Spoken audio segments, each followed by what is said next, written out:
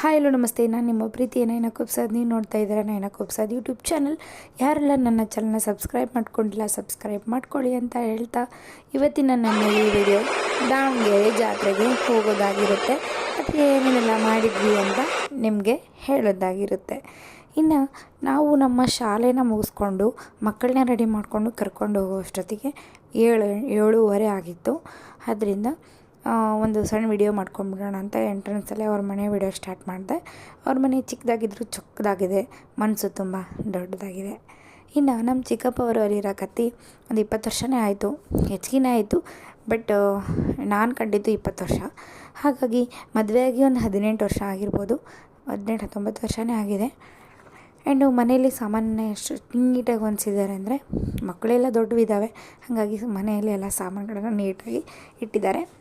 And old is gold ಅಂದಂಗೆ ಎಲ್ಲ old ಐಟಮ್ಸ್ನ collect ಮಾಡಿ ಇಡೋದು ಅವ್ರದ್ದೊಂದು ಏನದು ವಿಚಾರಧಾರೆ. ಹಾಗಾಗಿ ಕೆಲವೊಂದು ಐಟಮ್ಸ್ನ ಓಲ್ಡ್ ಇಸ್ ಗೋಲ್ಡ್ ಅಂತಾರೆ ಇಟ್ಟಿದ್ದಾರೆ. ಆ್ಯಂಡ್ ನನ್ನ ಮಕ್ಕಳು ಫುಲ್ ಖುಷಿಯಾಗಿದ್ದರು, ಅಜ್ಜಿ ಮನೆಗೆ ಬಂದಿದ್ದೀನಿ ಅಂತ ಮನೆ ತುಂಬ ಹಾರಾಡ್ತಾಯಿದ್ರು.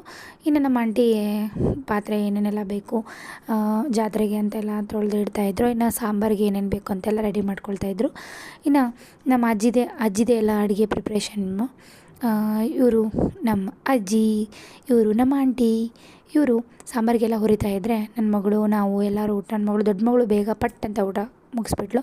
ನಾವು ಕೂಡ ಎಲ್ಲ ಊಟ ಮಾಡಿ ಮಲ್ಕೊಂಡು, ನಮ್ಮನ್ನು ಎಬ್ಸೇ ಇಲ್ಲ ಅವರು. ಅಂದರೆ ಮಂಗಳವಾರ ಬೆಳಗಿನ ಜಾವ 1 ಗಂಟೆ ಎಬ್ಸಿದ್ರು. ನಾವು ಎದ್ದೇಳೋಷ್ಟೊತ್ತಿಗೆ ಪೂಜೆ ಆಗೋಗಿತ್ತು. ಆದರೂ ಕೂಡ ನಾವು ಬೇಗ ರೆಡಿಯಾಗಿ 1 ಗಂಟೆಗೆ ರೆಡಿ ಆದ್ವಿ. ಮನೆ ಪೂಜೆ ಎಲ್ಲ ಮಾಡಿಕೊಂಡು, ಅವರು ಜಳಕ ಎಲ್ಲ ಮಾಡಿಕೊಂಡು ಫಸ್ಟ್ ದೇವಸ್ಥಾನಕ್ಕೆ ಹೋಗೋದು ಅಂತ ರೆಡಿ ಆದರು.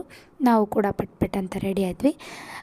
ಇನ್ನು ಯಾರು ಬರಬೇಕಿತ್ತು ಅಂತ ವೇಟ್ ಮಾಡ್ತಾಯಿದ್ರೆ ನಮ್ಮ ತಂಗಿ ಕೂತ್ಕೊಂಡು ರೂಮಲ್ಲಿ ಸಕ್ಕತ್ತಾಗಿ ಫೋನ್ ನೋಡ್ತಾಯಿದ್ಲು. ಅದೊಂದು ಸ್ವಲ್ಪ ವಿಡಿಯೋನ ಕ್ಯಾಪ್ಚರ್ ಮಾಡ್ಕೊಂಡ್ವಿ. ಇನ್ನು ನಮ್ಮ ಚಿಕ್ಕಪ್ಪರದು ಆಟೋ ಇರೋದ್ರಿಂದ ಕೆಲವೊಂದಿಷ್ಟು ಮಂದಿ ಆಟೋದಲ್ಲಿ ಹೋದ್ವಿ.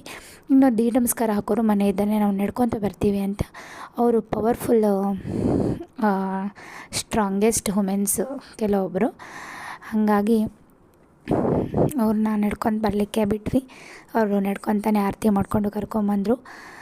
ಆ್ಯಂಡ್ ಹೊಂಡ ಸರ್ಕಲ್ಗೆ ಬಂದು ನೋಡಿದರೆ ಜಾತ್ರೆ ದೇವಿ ಅಂದರೆ ದೇವಸ್ಥಾನದ ಆಜು ಬಾಜು ಅಷ್ಟು ಜನ ಇದ್ದರೆ, ಈ ಹೊಂಡ ಸರ್ಕಲ್ನಲ್ಲೇ ಎಷ್ಟು ಜನ. ಯಾಕಂದರೆ ಅಲ್ಲಿ ಎಲ್ಲರೂ ದೀ ನಮಸ್ಕಾರ ಹಾಕೋರನ್ನ ಕುಂದಿರಿಸಿ ಹಾಲು ತುಪ್ಪ ಹಾಕಿ ನೀರು ಹಾಕಿಬಿಟ್ಟು ಆಮೇಲೆ ಕರ್ಕೊಂಡು ಹೋಗ್ತಾರೆ ಕರೆಗಲ್ಲಿಗೆ ನಮಸ್ಕಾರ ಮಾಡಿಸ್ಬಿಟ್ಟು. ಹಾಗಾಗಿ ಇವ್ರ ಮನೆಯಿಂದ 10 ಜನ 10 ಮೆಂಬರ್ಸ್ ಹಾಕ್ತಾಯಿದ್ರು ದೇವ್ರ ನಮಸ್ಕಾರನ. ಅದರಲ್ಲೇ ಮತ್ತು ಇವರೇ 10 ಜನ ಅಂದರೆ ಇನ್ನು ಮಿಕ್ಕಿದವ್ರ ಮನೆಗಳಲ್ಲೆಲ್ಲ ಇರ್ತಾರಲ್ಲ, ಅಂದರೆ ಸಾವಿರಾರು ಸಂಖ್ಯೆಯಲ್ಲಿ ಭಾಗವಹಿಸಿರ್ತಾರೆ. ಅದರಲ್ಲಿ ನನಗೆ ಇಷ್ಟ ಆಗಿದ್ದು ಮೇನ್ ಏನಪ್ಪ ಅಂದರೆ, ದೇವಸ್ಥಾನದ ಸುತ್ತ ಮರಳನ್ನು ಹಾಕಿದರು. ಇಟ್ಸ್ ಮೋಸ್ಟ್ ಕ್ಯೂರಿಯಾಸಿಟಿ ಅಂದರೆ, ಎಷ್ಟು ಜನ ಹಾಕಿದರೂ ಅಲ್ಲಿ ಯಾವುದೇ ರೀತಿ ಪ್ರಾಬ್ಲಮ್ ಆಗೋಂಗಿಲ್ಲ. ಎಲ್ಲರೂ ಅವ್ರವ್ರ ಪಾಡಿಗೆ ಅವ್ರವ್ರ ಸೇವೆಯನ್ನು ಮಾಡ್ತಾಯಿರ್ತಾರೆ. ಇವರು ನಮ್ಮ ಆಂಟಿ ಹಾಕ್ತಾಯಿದ್ದಾರೆ.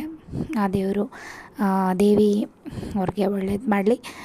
ಆ್ಯಂಡ್ ನೋಡಿರಿ ಜನ ಸಾಗರ. ಇವರು ಮೇಲ್ಗಡೆ ನಿಂತು ವಿಡಿಯೋ ಮಾಡ್ಕೊಂಡಿರೋದಿದು. ಎಷ್ಟು ಜನ ಮಾಡ್ತಾರೆ. ಶವರ್ ಸಿಸ್ಟಮು, ಎಲ್ಲರೂ ನಮಸ್ಕಾರ ಹಾಕ್ಬಿಟ್ಟು ಶವರಲ್ಲಿ ಜಳಕ ಮಾಡಿ ಬಟ್ಟೆನ ಬದಲಾಯಿಸ್ಕೊಂಡು ಆರತಿ ಮಾಡಿಕೊಂಡು ಹೋಗೋದು. ಇಷ್ಟು ದೇವ್ರ ನಮಸ್ಕಾರದ ಪ್ರಾಬಬ್ಲಿ ಪ್ರೊಸೆಸ್ ಇರೋದು. ನಾವು ಕೂಡ ಅಲ್ಲಿ ಒಂದು ಈರಣ್ಣನ ದೇವಸ್ಥಾನ ಇದೆ. ಆ ಈರಣ್ಣನ ದೇವಸ್ಥಾನದಲ್ಲಿ ಎಲ್ಲರೂ ಕೂತ್ಕೊಂಡು ಆರತಿ ಮಾಡಿಕೊಂಡು ಮನೆಗೆ ಹೋಗ್ತಾರೆ. ಇನ್ನು ದೇವಸ್ಥಾನದ ಒಳಗಡೆ ಈ ಥರ ಡೆಕೋರೇಷನ್ ಮಾಡಿದ್ದಾರೆ. ಹೊರಗಡೆ ವೈಬ್ ಬಂದುಬಿಟ್ಟು ಈ ಥರ ಇದೆ, ಸಖತ್ತಾಗಿ ಮಾಡಿದ್ದಾರೆ. ಇನ್ನು ನಾನು ನಮ್ಮ ತಂಗಿ ಅದೇ ದಾಂಡ್ಲಿಯಲ್ಲೂ ಒಂದು ರೌಂಡು ದೇವಿ ಗುಡಿನ ಸುತ್ತಾರ್ಕೊಂಬಂದ್ವಿ. ಈರಣ್ಣ ಗುಡಿಗೆ ಬಂದುಬಿಟ್ಟು ಅಲ್ಲಿ ಮಹಾಮಂಗಳಾರತಿ ನಡೀತಾಯಿತ್ತು. ಮಹಾಮಂಗಳಾರತಿನೂ ಕೂಡ ಮುಗಿಸಿದ್ವಿ. ಇನ್ನು ನಮ್ಮ ಬ್ಯಾಚ್ ಎಲ್ಲರನ್ನೂ 10 ಮೆಂಬರ್ಸ್ ಕುಂದಿರಿಸ್ಬೇಕಲ್ವಾ. ಬೇಗ ಅವ್ರನ್ನೆಲ್ಲ ಕುಂದಿರಿಸಿ ಅವರಿಗೆ ಕಂಕಣ ಕಟ್ಟಿ, ಅವ್ರಿಗೆ ಹೆಣ್ಮಕ್ಳಿಗೆ ಉಡಿ ಕೊಡೋದು ಆ್ಯಂಡ್ ಅಕ್ಷತೆ ಹಾಕಿ ಅವ್ರಿಗೆ ಅರ್ಶಿನ ಕುಂಕುಮ ಇಟ್ಟು ಅವ್ರಿಗೆ ಆರತಿ ಮಾಡಿ, ಗಂಡು ಮಕ್ಕಳಿಗೆ ಕೆಲವೊಂದಿಷ್ಟು ಜನ ಹೊಸ ವಸ್ತ್ರಗಳನ್ನು ತಂದಿದ್ದರು. ಅವ್ರಿಗೆ ವಸ್ತ್ರಗಳನ್ನು ಕೊಟ್ಟು ಅದೆಲ್ಲದನ್ನು ಮಾಡಿದ್ವಿ. ಎಷ್ಟು ಅವಸರ ಅಂದರೆ ಸಿಕ್ಕಾಪಟ್ಟೆ ಅವಸರ ಆಗಿತ್ತು. ಇನ್ನು ಇಷ್ಟೊಂದು ಜನ ಹಾಕ್ತಾರೆ ಅಂತ ನನ್ನ ಮನಸ್ಸಲ್ಲೂ ಅಂದ್ಕೊಂಡಿರಲಿಲ್ಲ. ಬಿಡು ಆಂಟಿ ಅಂಕಲ್ ಅಷ್ಟೇ ಇಬ್ಬರೇನೋ ಅಂತ ನಾನು ಅಂದ್ಕೊಂಡೆ. ಬಟ್ ಅಲ್ಲಿ ಹೋಗಿದ ಮೇಲೆ ಗೊತ್ತಾಯಿತು 10 ಮೆಂಬರ್ಸ್ ಅಂತ. ಸಿಕ್ಕಾಪಟ್ಟೆ ಖುಷಿಯಾಯಿತು, ಫಸ್ಟ್ ಟೈಮು ಎಕ್ಸ್ಪೀರಿಯೆನ್ಸು. ಇನ್ನು ನನ್ನ ತಮ್ಮ ಬಂದುಬಿಟ್ಟು ವಿಷ್ಣು, ಅವನು ತುಂಬ ವಿಷ್ಣು ದಾದಾನೇ ಅನ್ಬೋದು. ಅವ್ರು ವಿಷ್ಣು ಫ್ಯಾನ್ಸು, ಹಾಗಾಗಿ ಅವ್ರ ಮಗಗೆ ವಿಷ್ಣು ಅಂತಲೇ ಇಟ್ಟಿದ್ದಾರೆ.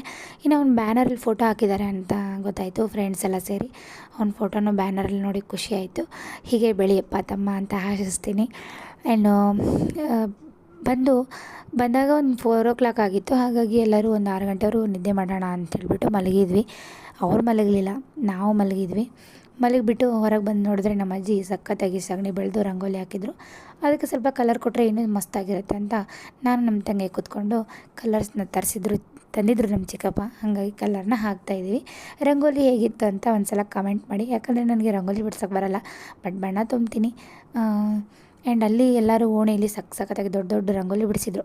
ನಾವು ರಂಗೋಲಿಯಲ್ಲಿ ಬ್ಯುಸಿಯಾಗಿರ್ಬೇಕಾದ್ರೆ ಒಳಗೆ ಬಂದು ನೋಡಿದ್ರೆ ನಮ್ಮ ಆಂಟಿ ಒಂದು ಪುಟ್ಟೆ ಹೋಳಿಗೆ ಮಾಡಿಬಿಟ್ಟಿದ್ದಾರೆ.